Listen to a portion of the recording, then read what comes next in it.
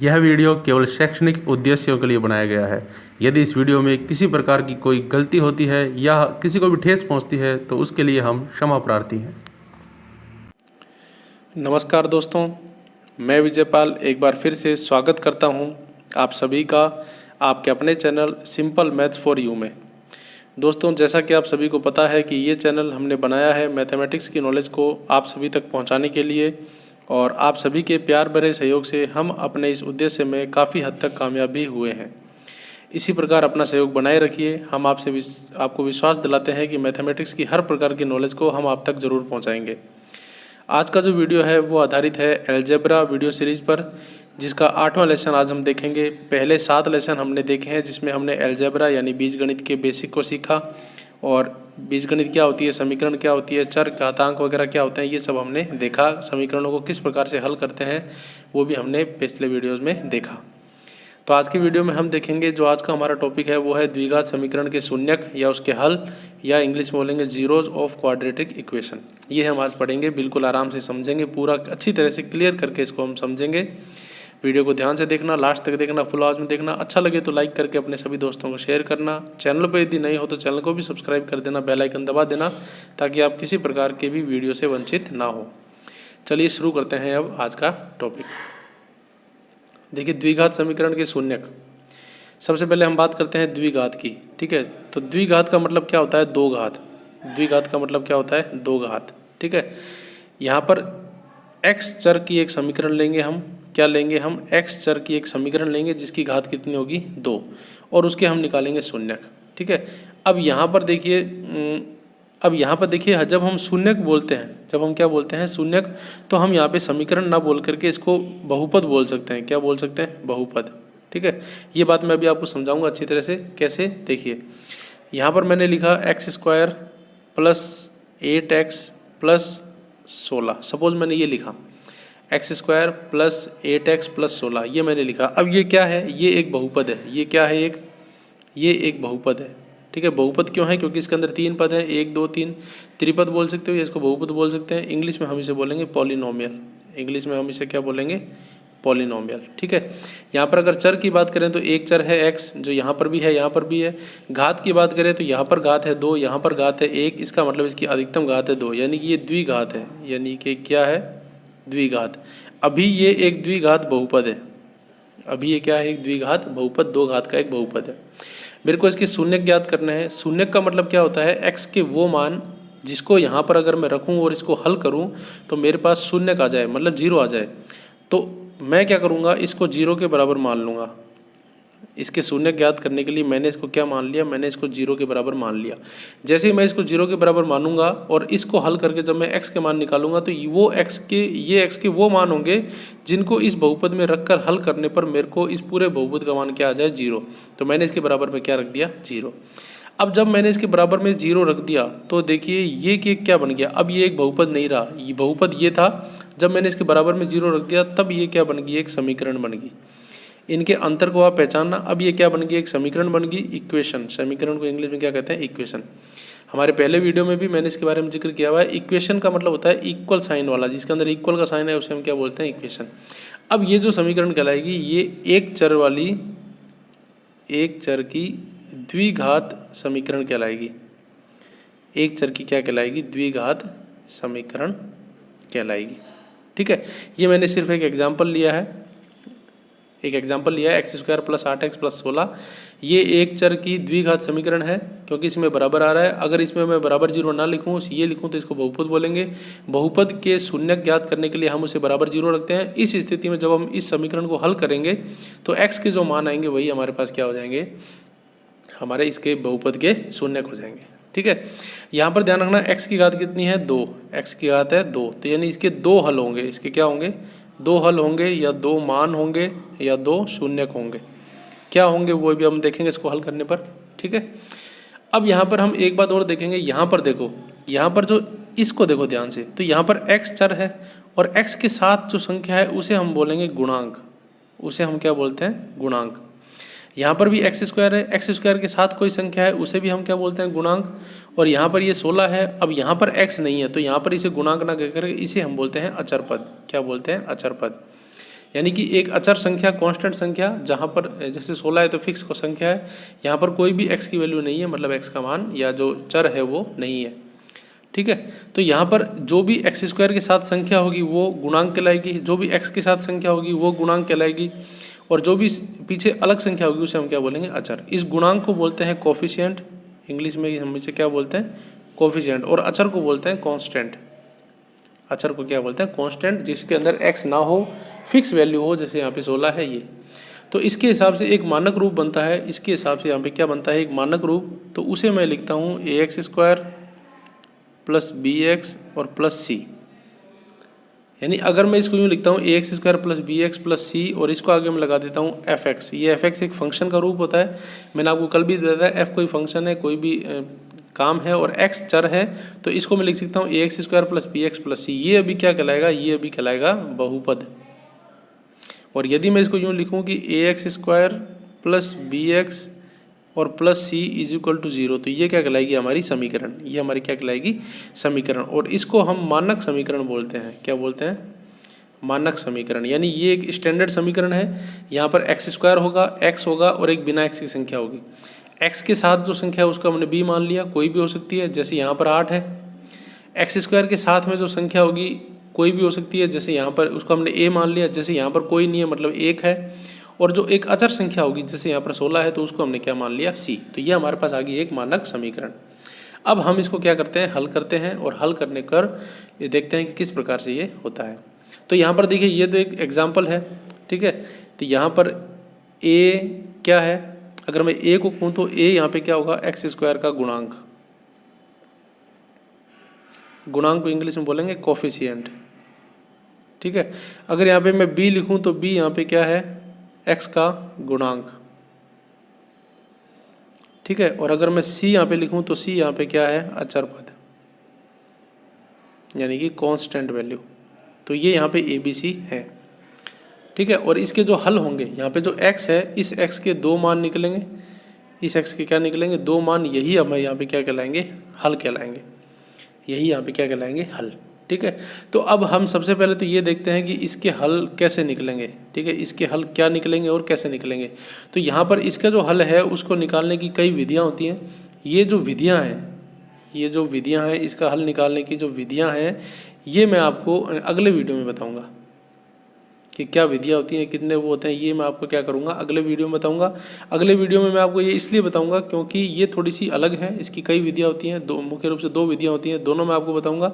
अभी समझाने के हिसाब से मैं आपको क्या करता हूँ, ये जो एग्जाम्पल हमने लिया था, मैं इसको आपको सॉल्व करके बताता हूँ। x² plus 8x plus 16 is equal to 0, क्योंकि ये एक मानक रूप है, ये सिर्फ एक स्टैंडर्ड रूप है, यहाँ पर सिर्फ संख्या है, और यहाँ पर क्या है, x² प्लस 8x प्लस 16 बराबर 0। ये एक हमने क्या ली, समीकरण, एक एग्जाम्पल के रूप में। अब विधियाँ क्या होती है, कैसे होती है, ये मैं आपको अगले वीडियो में पूरा समझाऊंगा। अभी मैं आपको इसको सॉल्व करके बताता हूँ आज के वीडियो में कि इसको हम किस प्रकार से सॉल्व करेंगे। तो सबसे पहला जो मेथड है वो गुणनखंड मेथड है, उसको मैं सॉल्व करूँगा। तो वहाँ पर आप अभी शॉर्टकट में याद रखिए, गुणनखंड मैं आपको अलग से पूरे कराऊँगा। यानी अभी हम जो कर रहे हैं उसको गुणनखंड के तरीके से सॉल्व कर रहे हैं। किससे सॉल्व कर रहे हैं, गुणनखंड तरीके से। गुणनखंड तरीका क्या होता है, कैसे काम में लेते हैं, इसको पूरा विवरण मैं आपको आने वाली वीडियोज़ में बताऊँगा, लेकिन अभी के लिए मैं इसको डायरेक्ट सॉल्व करके बताता हूँ। तो शॉर्टकट में देख लीजिए, आपको करना क्या है, देखिए यहाँ पर क्या है, बीच वाली संख्या कितनी है, 8, बीच वाली संख्या है 8, ठीक है। और यहाँ पर ये क्या है, 16, तो और 16 से पहले कैसा निशान है, प्लस का, ठीक है ना। यानी आपको क्या करना है, इस 8 के 2 टुकड़े करने हैं, यानी आपको 2 ऐसी संख्याएं ढूंढनी है। ये मैं एक रफ एक एस्टीमेट बता रहा हूँ आपको, सॉरी ये 0 लग रहा होगा आपको, और 0 नहीं है। आपको 2 ऐसी संख्याएं ढूंढनी है जिनको जोड़ने पर तो आए 8, जिनको जोड़ने पर तो आए क्या, 8, और गुणा करने पर आए 16। ऐसी 2 संख्याएं ढूंढो जिनको जोड़ने पर तो आए 8 और गुणा करने पर आए 16। आपको वो संख्याएं ढूंढनी है। तो ऐसी 2 संख्याएं होती हैं 4 और 4। आप 4 और 4 को जोड़ो कितना होता है 8, 4 और 4 की गुणा करो कितना होता है 16। अब ये संख्याएं कैसे ली, आपको 2 संख्याएं पता करनी है जिनको जोड़ने पर 8 है, गुणा करने पर 16। तो ये संख्याएं कैसे पता लगी, तो हम क्या करेंगे, उसके लिए 16 के गुणनखंड करेंगे। तो 16 के गुणनखंड क्या होते हैं, या तो 16 × 1, ठीक है, या 8 × 2, ठीक है, या 4 × 4। ये 3 ही तरीके हो सकते हैं 16 के, ठीक है। तो ये 4 तरीके हो सकते हैं। अब इनको जोड़ के देख लो, 16 और 1 17 होते हैं, बीच में 17 नहीं है। 8 और 2 10 होते हैं, बीच में 10 नहीं है। 4 और 4 16 तो होते ही हैं, 4 और 4 8 होते हैं। तो यही इसका तरीका आ गया। यानी आप इस तीसरी संख्या के गुणनखंड करके इस तरह से फैक्टर करके गुणा में लिख के आप पता लगा सकते हो कि ये त्रिक संख्याएं कौन कौन सी होंगी। तो मैं यहाँ पे क्या करूँगा, इस 8 को लिखूंगा 4 + 4। और किस तरह से लिखूंगा देखो, x² + 8x + 16 = 0। ये थी समीकरण। थोड़ा सा हम फुर्ती से करते हैं। x² प्लस, ये देखिए 8 है, इस 8 को मैं लिखूंगा 4 + 4 और पीछे है x + 16 = 0। ठीक है। अब यहाँ पर मैं क्या करूँगा, x² प्लस, ये देखिए 4 की पीछे x है, इसकी पीछे x है, इनकी गुणा दोनों से होगी, यानी कि 4x + 4x और प्लस 16 = 0। आप इस स्टेप से ये स्टेप डायरेक्ट लिख सकते थे, यानी 8x को 4x + 4x कर सकते थे। एक ही बात है, मैंने पहले संख्या करा, बाद में अलग अलग किया, आप डायरेक्ट भी कर सकते थे। अब आप क्या करो, इन दोनों में कॉमन लो, तो इन दोनों में x कॉमन आएगा, पीछे यहाँ पे बचेगा x। ठीक है, प्लस में यहाँ से x कॉमन निकल गया, पीछे बच गया 4। इसी प्रकार इन दोनों में कॉमन लो, इन दोनों में 4 कॉमन आएगा, क्योंकि यहाँ पे तो 4 है और यहाँ 16 में 4 × 4 हम मान सकते हैं। तो 1 4 अपने बाहर कॉमन ले लिया, x का 1 प्लस का प्लस, 16 में से 4 गए 4। ये जो 16 है इसको 4 × 4 लिख सकते हैं, 1 4 बाहर आ गया, 1 4 अंदर रह गया, बराबर 0। अब इसको पूरे को एक पद मानो और इसको पूरे को एक पद मानो और दोनों को हल करो। तो इस पूरे में क्या है, x + 4 है, इस पूरे में भी x + 4 है, दोनों में x + 4 कॉमन आ रहा है। यहाँ पर पीछे बच गया x, यहाँ पर पीछे बच गया +4, तो ये भी हो गया x + 4 = 0। अब ये संख्या और ये संख्या मल्टीप्लाई में 0 में है, तो जब भी दो संख्या मल्टीप्लाई में 0 में होती हैं तो इसका मतलब होता है या तो पहली संख्या का मान 0 है या दूसरी संख्या का मान 0 है। अब चूंकि दोनों ही संख्या क्या है, बराबर, दोनों ही संख्या क्या है, बराबर, तो इसका मतलब x का मान भी क्या आ जाएगा, -4, और यहाँ पर भी x का मान क्या आएगा, -4। x के दो मान आएंगे, पहला भी -4 और दूसरा भी -4, ये दोनों मान x के होंगे। ठीक है, x का मान हो गया -4 और दूसरे जो x का मान, यानी x के मान, दोनों ही मान जो निकलेंगे x के, दोनों ही मान क्या होंगे, -4 होंगे। तो ये जो है ये इसके हल है, या ये इनको शून्यक बोल सकते हो, ठीक है, या इनको मान बोल सकते हो। ठीक है, अब ये शून्यक कैसे हैं, वापिस से चलते हैं हम अपने बहुपद की तरफ। हमारा बहुपद यही था, f(x) = x² 8x + 16। ठीक है, ये हमारा बहुपद था। x का मान हमारे पास कितना आ गया, -4 और -4, दो मान है, दोनों सेम है। तो हम क्या करते हैं, अगर ये शून्यक है तो ये मान जब हम इसमें रखेंगे तो ये शून्य हो जाएगा। तो रख के देखो, x की जगह आप -4 रख के देखो, x की जगह क्या रख के देखो, -4। तो हम क्या करेंगे, x की जगह हमने रख लिया -4, क्या वैल्यू आएगी, x की जगह रखा -4, ऊपर है स्क्वायर प्लस 8 का 8, x की जगह रखा -4 प्लस में 16।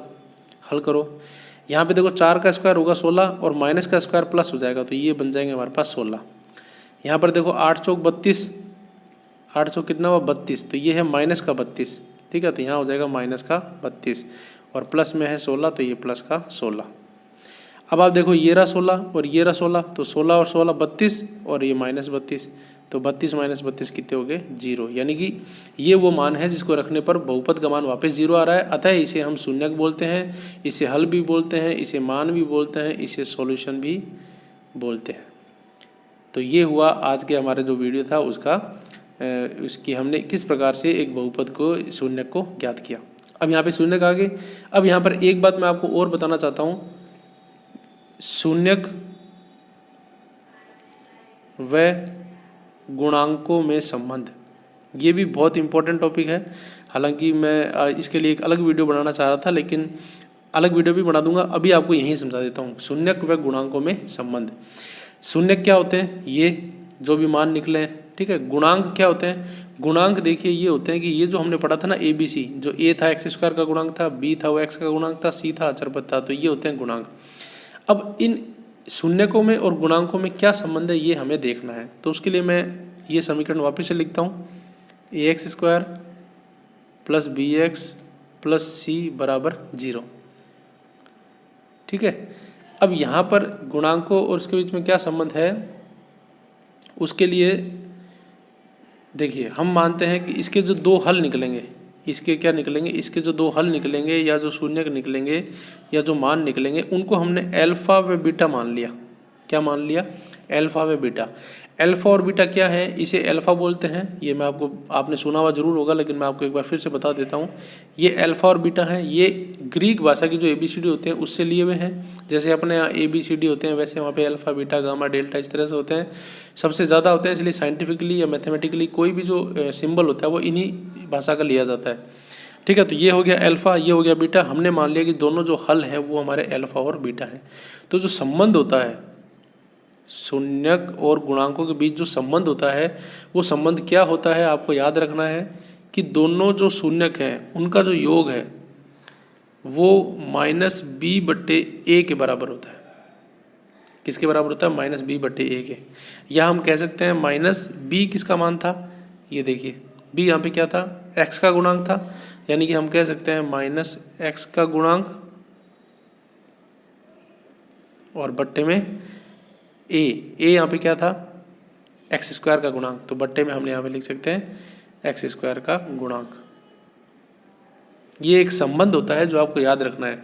यानी कि किसी भी द्विघात समीकरण के जो मान निकलते हैं, जो हल निकलते हैं, शून्यक निकलते हैं, उनका जो मान होता है वो -b/a के बराबर होता है। ये b और a क्या है, ये x का गुणांक है b और x² का गुणांक है a। अब कैसे होते हैं, क्या ये सही है, जांच करो। हम यहाँ पर चेक करते हैं कि क्या ये बात सही है या नहीं। तो हमारे पास यहाँ पे अल्फा और बीटा दो जो हल आए हैं वो क्या आए हैं, वो आए हैं ये -4 और -4। हम क्या करते हैं, इन दोनों को जोड़ते हैं। तो यहाँ पर मैंने लिखा -4 प्लस यहाँ पर फिर मैंने लिखा -4, दोनों को जोड़ दिया बराबर माइनस यहाँ पर b की वैल्यू, b यहाँ पे क्या होता है, x का गुणांक। तो समीकरण में आप देखो x का गुणांक क्या है, b है यहाँ पर। और जो हमने समीकरण ली थी ये वाली, इसमें x का गुणांक क्या है, 8। तो यहाँ पर मैं क्या लिखूंगा, 8 बट्टे में x² का गुणांक। अब x² का गुणांक यहाँ पे होता है a, यहाँ पर क्या है x² का गुणांक, कुछ नहीं है। तो जहाँ पर गुणा में कुछ भी नहीं होता वहाँ पर 1 होता है। तो x² का गुणांक हो गया 1, तो बट्टे में हो गया 1। हल करो, -4 और -4 दोनों ही माइनस के हैं तो माइनस के 8 होंगे।